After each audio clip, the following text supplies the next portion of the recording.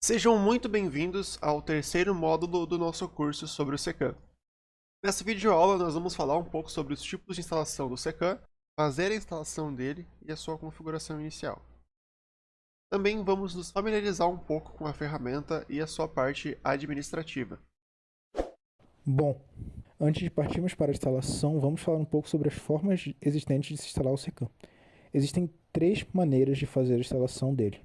Via socket, que é o que iremos fazer no curso, é a maneira mais rápida e fácil de se instalar o Secan, mas requer o Ubuntu na versão 18 ou 20. Via source é um pouco mais complexa, acaba sendo mais fácil de se perder, principalmente para usuários sem muita familiaridade com Linux. Pode ser instalado nas versões citadas anteriormente, mas com esse método também dá para fazer instalação em diferentes versões do Ubuntu e até em outros sistemas operacionais. E via Docker, que oferece todas as vantagens de containerização, que é o isolamento das dependências, o melhor controle dos arquivos estáticos, essas coisas assim. E vale lembrar que todos os comandos utilizados estarão na descrição do vídeo. E dito isso, vamos para a instalação da ferramenta. Como dito anteriormente pelo Diogo, então, a gente vai fazer a instalação da ferramenta via package. E ao final desse módulo, nós já devemos ter a nossa aplicação do Secan rodando. Vai ficar algo parecido com isso, que é o site de demonstração que nós até utilizamos na aula passada. É importante ressaltar que nós vamos fazer a instalação usando o Python 3. É possível sim fazer a instalação usando o Python 2 aí, desfrutando da retrocompatibilidade, mas isso pode causar alguns problemas meio chatos no futuro, então a gente vai evitar usar o Python 2 para fazer a instalação, fica até como recomendação utilizar o Python 3 mesmo.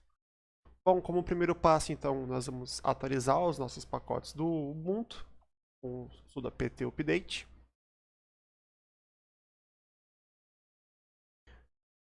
Feito isso, nós vamos instalar os pacotes que o Secan requer. No sudo apt install -y libpq5 red server nginx supervisor. É tudo que precisa aí para o nosso Secan rodar. Quando tudo tiver instalado bonitinho, a gente pode fazer o download do package no Ubuntu 20.04 ou no Python 3, que é o link que tem na descrição aí, é esse package que ele vai fazer o download. Após terminar o download, então, a gente pode rodar o nosso comando de instalação, tudo de pkg-i, nome do arquivo que a gente acabou de baixar, Python Secan, só dá um tab aí que ele completa, e a gente pode executar o comando então. Agora a gente vai fazer a instalação do Postgres, que é responsável pela parte de banco de dados e armazenar os dados do Secan.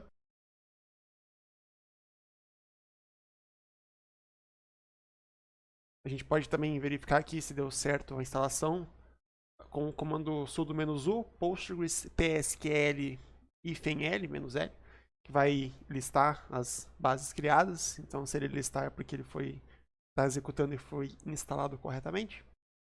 A gente então agora vai criar o nosso usuário do Postgres.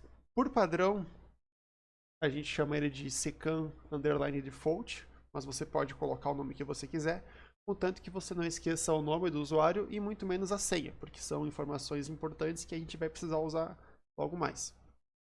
Agora a gente pode então colocar o comando para criar a nossa database que a gente vai usar aqui no Postgres.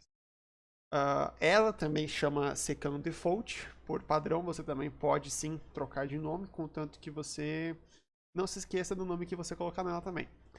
E a gente vai dizer que essa base pertence ao usuário secan_default que a gente acabou de criar. Se você criou ele com outro nome, então você troca essa partezinha aqui, o segundo secan_default que aparece na tela, você troca para o nome do seu usuário que você criou agora. Podemos executar o comando então. E se a gente for listar de novo, a gente vai ver que a nossa base está criada e que ela pertence ao nosso usuário. Muito bem, agora a gente vai fazer a instalação do Solr, ou SOLR. Ele é responsável pela parte da pesquisa, pelo mecanismo de pesquisa do Secan. Na última aula, no último módulo, foi comentado sobre a feature de pesquisa fácil do Secan, a grande parte dessa pesquisa fácil é fruto do Solr, é ele que disponibiliza essa feature para a gente. Então a gente pode rodar o comando de instalação do Solr, todo apt install -y solr tomcat.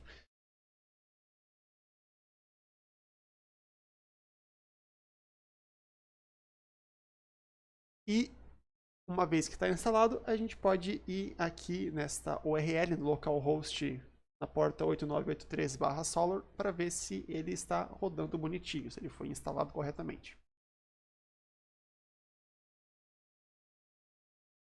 Agora a gente vai dar um cd/etc/secam/default para a gente ir mexer no arquivo de configuração do secam.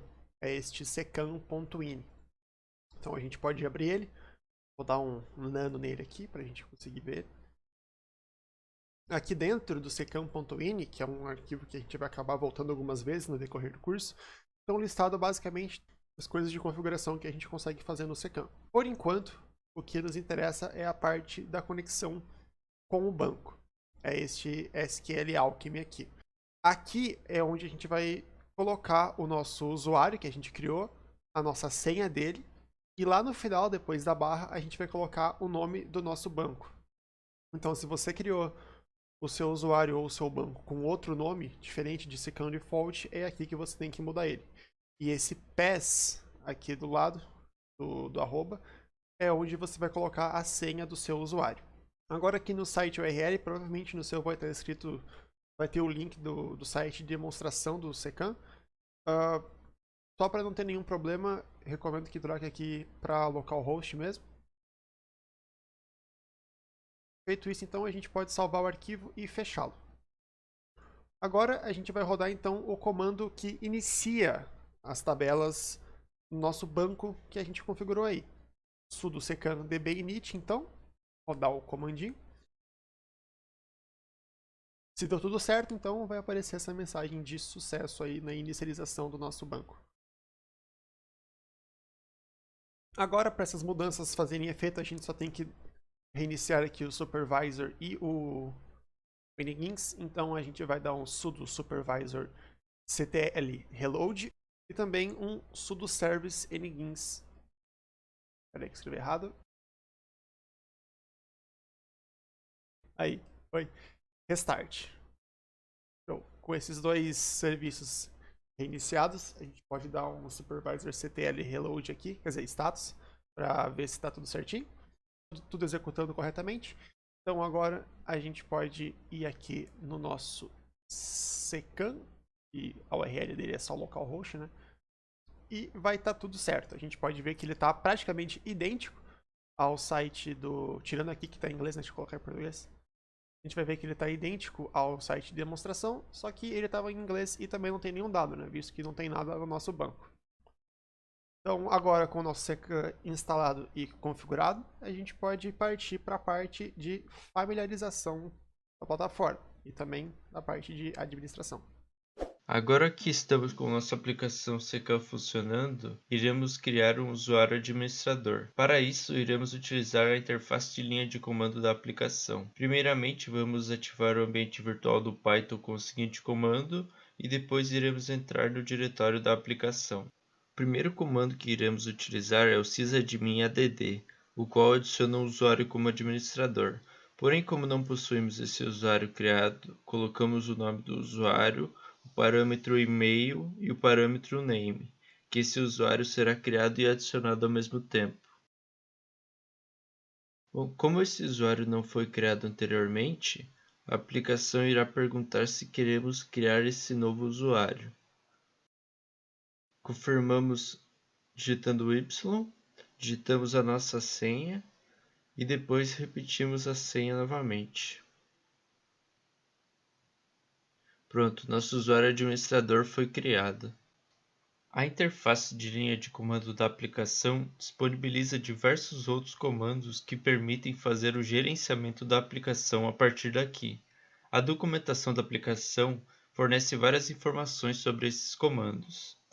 Iremos mostrar alguns comandos como o sysadmin list, o qual lista todos os usuários que possuem a categoria de administrador.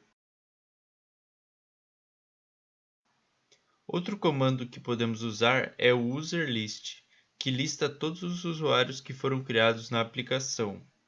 Outro comando que é bastante interessante é o --help, o qual lista todos os comandos disponíveis para interagirmos com a interface de linha de comando. Iremos deixar na descrição o link para a documentação da aplicação, o qual contém mais conteúdos sobre todos esses comandos. Agora que estamos com o nosso usuário administrador criado, iremos clicar em Entrar na aplicação, digitamos o nosso nome de usuário, a nossa senha e clicamos em Acessar. Após realizar o login, já podemos realizar todas as funcionalidades de gerenciamento da aplicação. Vamos começar mostrando como funciona a criação de uma organização. Clicamos em Organizações, na barra de navegação superior. Aqui estamos na página de organizações. Clicamos em Adicionar uma organização. Aqui temos todas as informações básicas para a criação de uma organização. Colocamos o nome da organização. Aqui vamos colocar apenas um exemplo. Também podemos adicionar uma descrição e também colocarmos uma URL para representar essa organização, que pode ser o logo da sua organização, da sua instituição, e clicamos em Criar organização. Nossa organização foi criada com sucesso. Aqui podemos ver a página inicial dentro de uma organização. Também podemos ver o fluxo de atividades e a página sobre, que pode conter informações dessa organização. No menu de Gerenciar, podemos editar as informações da organização, gerenciar os membros dessa organização, como adicionar, remover e modificar as permissões e adicionar novos conjuntos. Agora iremos realizar a criação de um grupo. Clicamos em Adicionar grupo, preenchemos o formulário com o nome do grupo, uma possível descrição e uma URL com uma imagem para representar esse grupo. Clicamos em Criar grupo e aqui temos a página inicial. Temos a aba de fluxo de atividades, a aba sobre e também temos o painel de gerenciamento, onde podemos modificar as informações do grupo e também fazer o gerenciamento dos membros pertencentes a esse grupo. Agora vamos realizar a criação de um conjunto de dados. Para isso, clicamos em Conjunto de dados na barra de navegação superior, Adicionar conjunto de dados e agora temos o formulário de criação. Podemos adicionar um título para esse conjunto. Também temos o campo de descrição, o campo de etiquetas que vai facilitar as buscas posteriormente. Também podemos selecionar a licença que esse conjunto vai ter e também gerenciar em qual organização esse conjunto vai pertencer. Também temos a visibilidade, entre outros diversos campos para esse conjunto. Clicamos em Próximo para adicionar um recurso. Aqui temos o formulário para adicionar um recurso, que representa os dados do nosso sistema.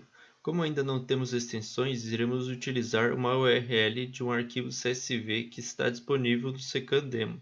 Copiamos o link e colocamos no campo URL. Também podemos adicionar um nome para esse recurso, uma descrição e também o formato que esse arquivo possui. Nesse caso, é um arquivo CSV. Agora clicamos em Finalizar e nosso conjunto foi criado com sucesso. Possuímos a aba de grupos, onde podemos adicionar esse conjunto de dados a um grupo específico, caso seja necessário. E também possuímos o campo de fluxo de atividades, onde possui as informações desse conjunto. Também temos a aba de Gerenciar, onde podemos realizar a alteração das informações desse conjunto de dados, e também a aba de Recursos, onde podemos adicionar novos recursos caso seja necessário. A aplicação fornece um painel de configurações visuais em mais alto nível. Clicamos no martelinho ao lado do nome, vamos na aba Configurações, e aqui temos o painel de modificações visuais. Podemos alterar o título do site, o qual fica aqui em cima, modificar o estilo, o tema do site, modificando a cor. Podemos trocar o lema do site, alterar a logo, a imagem da logo também. Podemos modificar o texto sobre, o texto introdutório. Também podemos adicionar modificações via CSS e modificar as predisposições dos componentes na tela inicial. Vamos selecionar a segunda, clicamos em Atualizar. Nós precisamos remover esse URL do site aqui e clicamos em Atualizar. Já podemos ver que a aplicação ficou com a cor verde, a qual foi selecionada. E a predisposição dos componentes nessa tela inicial foi modificada. Vamos colocar a última opção de predisposição dos componentes ali embaixo, a qual deixa a barra de pesquisa bem grande e apenas alguns menuzinhos de estatísticas embaixo. A utilização desse painel nos possibilita fazer alterações visuais de uma maneira mais fácil, sem que seja necessário modificarmos os arquivos da aplicação. Bom, esperamos que tenham gostado. Para mais informações, na descrição abaixo nós deixamos links para a documentação oficial do Secam e também todos os comandos que foram utilizados neste modo. Qualquer dúvida podem deixar nos comentários e nós nos vemos no próximo modo.